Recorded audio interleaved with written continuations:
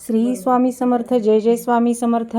तुम्हाला माहिती आहे का, अधिक मासात भगवान विष्णूंची काही खास सेवा अशी असते जी प्रत्येकाला करण्याचं भाग्य मिळत नाही. ज्यांच्या नशिबात मोठं कल्याण लिहिलेलं असतं ना, ज्यांच्यावर श्रीहरींची कृपा होणार असती, त्यांच्याच मनात या महिन्यात भक्ती जागी होत असते. आणि जर हा व्हिडिओ तुम्ही पाहत असाल तर कदाचित भगवान विष्णूंनीच तुम्हाला इथे आणलं असेल.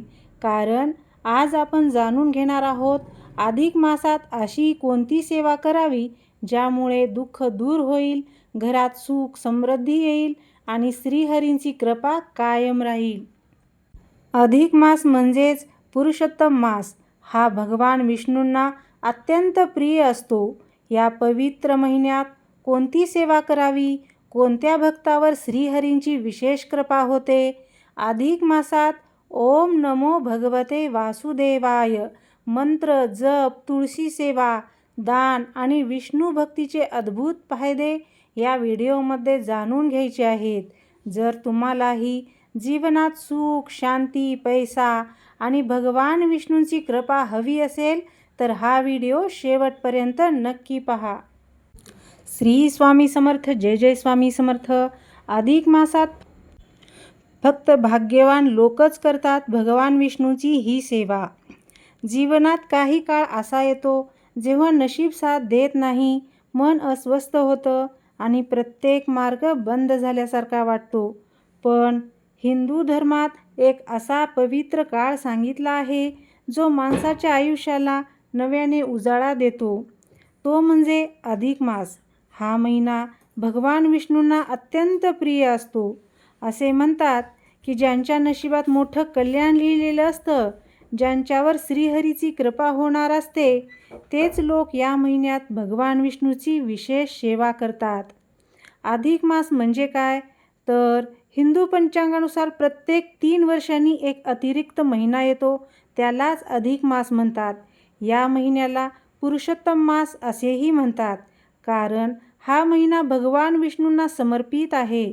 इतर महिन्याप्रमाणे या महिन्यात मोठे शुभकार्य जसे विवाह, गृहप्रवेश इत्यादी केले जात नाहीत. पण आध्यात्मिक साधना, जप, दान, सेवा आणि भक्ती करण्यासाठी हा सर्वात श्रेष्ठ काळ असतो. पुराणामध्ये सांगितलेलं आहे, जेव्हा सर्व महिन्यांनी या अतिरिक्त महिन्यांचा अपमान केला, तेव्हा हा महिना दुःखी होऊन भगवान विष्णूकडे गेला. तेव्हा श्रीहरीने त्याला स्वतःचं नाव दिलं, पुरुषोत्तम मास. त्यामुळे या महिन्यात केलेली भक्ती अनेक पटीने फळ देते. भाग्यवान लोकच का करतात ही सेवा तर प्रत्येकाला भक्तीची इच्छा होत नाही. प्रत्येकाच्या मनात भगवानाचं स्मरण जागं होत नाही. ज्यांच्या पूर्वजन्मीचे पुण्य प्रबळ असतात, ज्यांच्यावर देवाची कृपा असते, त्यांच्याच मनात अधिक मासात सेवा करण्याची प्रेरणा निर्माण होते. काही लोकांना या महिन्याचं महत्त्व कधी समजतच नाही. पण काही लोक अचानक भगवान विष्णूंच्या नामस्मरणाकडे आकर्षित होतात. पूजा करावीशी वाटते, दान करावंसं वाटतं. हे साधन असतं, ही श्रीहरीची कृपा असते. ज्यांच्या घरात सतत अडचणी आहेत, आर्थिक संकट, मनाला शांती नाही, त्यांनी अधिक मासात भक्ती केली तर त्यांच्या जीवनात मोठे बदल घडू शकतात. भगवान विष्णूंची अशी कोणती सेवा आहे, विशेष सेवा ती करायची आहे? ओम नमो भगवते वासुदेवाय हा मंत्र जप. हा मंत्र भगवान विष्णूचा अत्यंत प्रभावी मंत्र आहे. ओम नमो भगवते वासुदेवाय. दररोज सकाळी किंवा संध्याकाळी 108 वेळा हा मंत्र जपल्याने मन शांत होतं, नकारात्मक ऊर्जा दूर होते आणि घरात सकारात्मक वातावरण निर्माण होतं. विष्णू सहस्रनाम पठण. अधिक मासात विष्णू सहस्रनाम पठण अत्यंत पुण्यदायी असतं. रोज संपूर्ण पाठण शक्य नसेल तर काही नामाचं स्मरण जरी केलं तरी श्रीहरी प्रसन्न होतात. असं मानलं जातं की विष्णू सहस्रनाम ऐकल्यानेही पापाचा नाश होतो आणि मनातील भीती दूर होते. त्यानंतर तुळशीची सेवा. भगवान विष्णूंना तुळस अत्यंत प्रिय आहे. अधिक मासात रोज तुळशीला पाणी अर्पण करावं, संध्याकाळी दिवा लावावा आणि श्री वैष्णवे नमः ही प्रार्थना करावी. तुळशीजवळ बसून केलेला जप अनेक पटीने फलदायी असतो. गरिबांना अन्नदान करायचं आहे. या महिन्यात केलेलं दान अक्षय पुण्य देतं.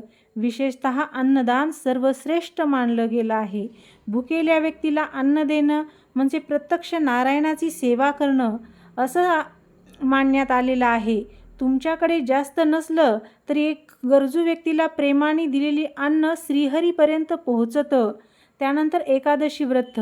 अधिक मासातील एकादशी विशेष फलदायी असते. या दिवशी उपवास करून भगवान विष्णूंचं नामस्मरण केल्याने अनेक जन्मांची पापं नष्ट होतात अशी श्रद्धासुद्धा आहे. उपवास फक्त अन्नाचा नसतो. वाईट विचार, राग, द्वेष यांचाही त्याग करणं हेच खरं व्रत आहे. त्यानंतर गीता वाचन. भगवद्गीता ही श्रीकृष्णाने दिलेली जीवनाची दिशा आहे.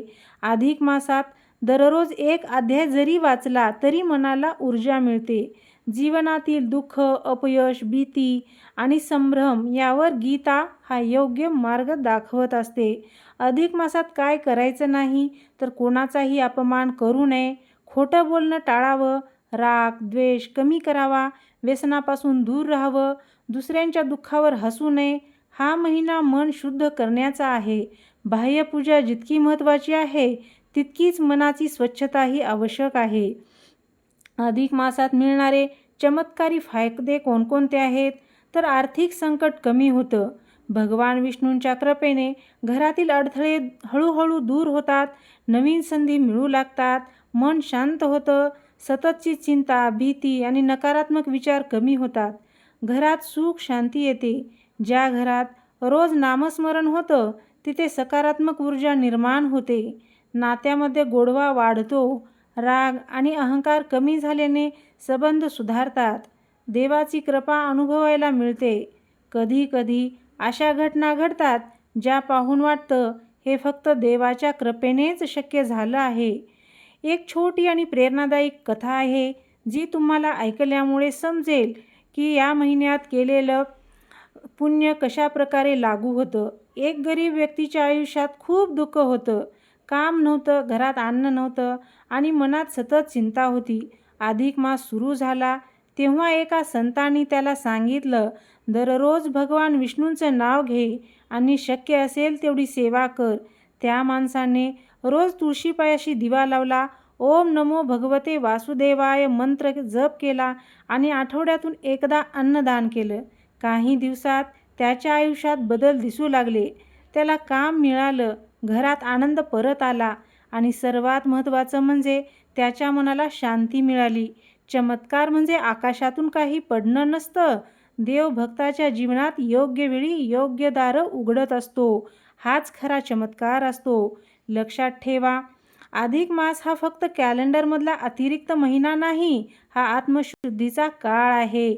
या महिन्यात केलेली छोटीशी भक्तीसुद्धा मोठं पुण्य देऊन जाते. भगवान विष्णूंना मोठ्या मोठ्या वस्तू नको असतात. त्यांना हवं असतं ते भक्ताचं निर्मळ मन, श्रद्धा आणि प्रेम.